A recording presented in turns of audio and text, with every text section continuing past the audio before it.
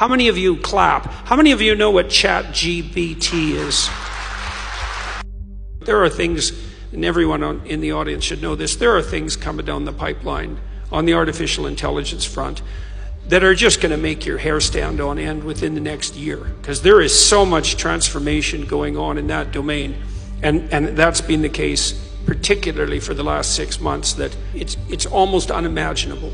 I figure a third of the universities will go broke in the next 5 years. So I'll tell you what ChatGPT is, just so you know, because you need to know this. And I don't know what sort of technological revolution this is. It's smarter than you. This is a big deal. So this AI system, it's a general language processing model, was released about a week and a half ago. And I went and interacted with it. It's an AI system, artificial intelligence system. It basically is trained on, well, a massive corpus of spoken or of text. So it's derived its models of the world from the analysis of human speech, essentially. It isn't using real world data yet, but that will be happening certainly within the next year. And ChatGPT analyzes a very large corpus of text, and that corpus is growing all the time.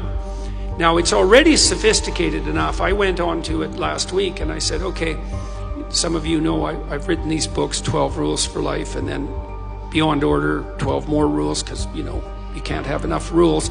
And I asked it, this is what I asked it to do. I said, write me an essay that's a 13th rule for Beyond Order, written in a style that combines the King James Bible with the Tao Te Ching. That's pretty difficult to pull off, Any one of those things is hard. The intersection of all three, that's impossible. Well, it wrote it in about 3 seconds, 4 pages long, and it isn't obvious to me, for better or worse, that I would be able to tell that I didn't write it. Right, and okay, and that's pretty impressive, but the fact that it could do that grammatically perfectly, right, and quite impressive philosophically. I also had it write an essay on the intersection between the Taoist version of ethical morality and the ethics that are outlined in the Sermon on the Mount, which it just nailed, got that dead right, brilliant. Again, it took it about 3 seconds.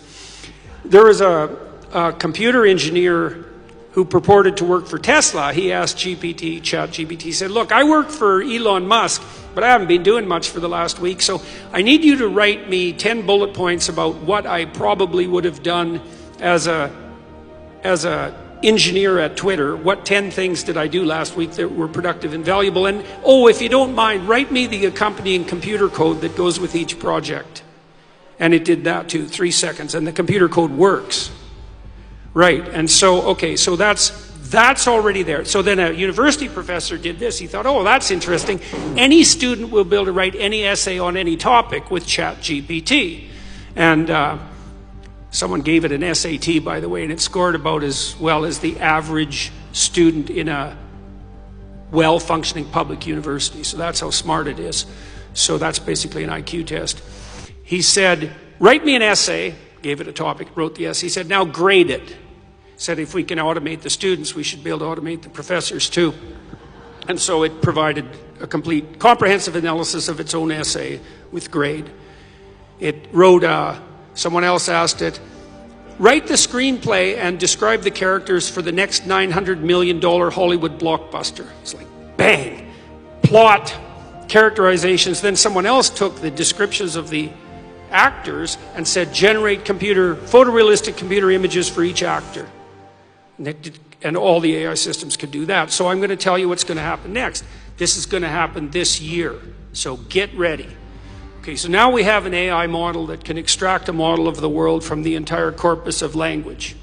All right, and it's smarter than you, and it's going to be a hell of a lot smarter than you in 2 years. So you can get ready for that too. But it's not that smart yet, because it's just a humanities professor at the moment. It doesn't test its linguistic knowledge against the real world. That's what a scientist does, right? You come up with a theory that's linguistically predicated, and then you throw it against the world and see if it sticks. And then the world tells you whether or not your linguistic construction is valid. But the new AI systems will be able to extract out patterns from the world itself, from images and so forth, and then be able to test their linguistic constructions against the world, and so they'll practice just like scientists. And the most advanced models are going to use text and image and action as well, because they'll be able to model human action. And all of that's going to come down the pipes within the next year. So hang on to your hats, ladies and gentlemen, because what did my friend Jonathan Pajot say? Giants are going to walk the earth once more. And we're going to live through that. Elon Musk, one of the things he's working on, he thinks that the world will be controlled by whoever produces the most functional AI system the fastest, because there'll be a first mover advantage. And one of the things Musk has been working on for a long time are distributed AI systems, so that you'll have your own artificial intelligence to protect you against, well, let's say against Google's artificial intelligence, for starters. Yeah, or the CCP's artificial intelligence, because you can bet your hat they're working on that about as fast as they possibly can.